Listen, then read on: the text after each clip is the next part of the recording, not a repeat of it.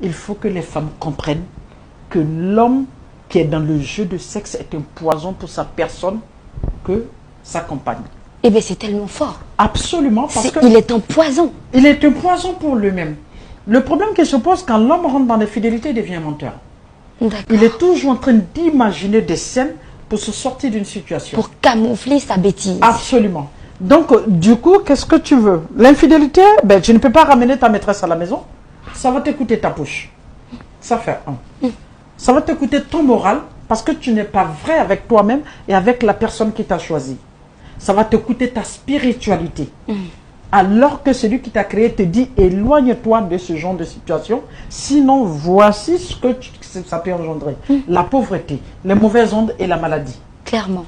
Ok, d'accord. Et ce comportement peut t'amener à détruire une vie de couple qui est vraiment déjà saine.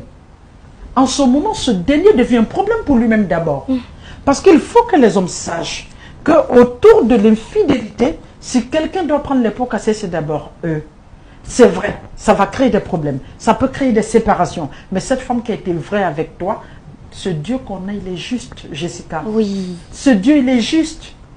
Et tout acte qu'on pose, on le paye cash. Clairement, tout se paye. On a une loi divine qui finit par nous sanctionner exactement des actes que nous posons. Maintenant, tu es un homme infidèle, tu n'écoutes personne, tu ne te comportes pas bien, tu découches comme tu veux, tu rentres comme tu veux, tu reviens quand tu veux. Dès le moment où je vous dis qu'il a un problème pour lui-même, évitez que ce problème vienne vous déranger. Parce que si tu t'attardes à veiller sur l'infidélité de ton mari, à faire des crises de colère, tu te pètes le cœur, tu te pètes le foie. Et ce que tu ne sais pas, c'est que le jour de ton enterrement, il n'attendra même pas. Tu n'es même pas encore enterré et puis ben, tu es déjà remplacé. Donc qu'est-ce qu'il faut faire? Ce genre d'homme, on se rend compte que, puisqu'il est devenu un problème pour lui-même, et que c'est quelqu'un qu'on a choisi, et qu'on aime, on veut passer sa vie avec ce dernier, qu'est-ce qu'il faut faire le remède? C'est de plus prier que de lui faire des histoires. C'est de plus le moraliser que de lui faire des histoires.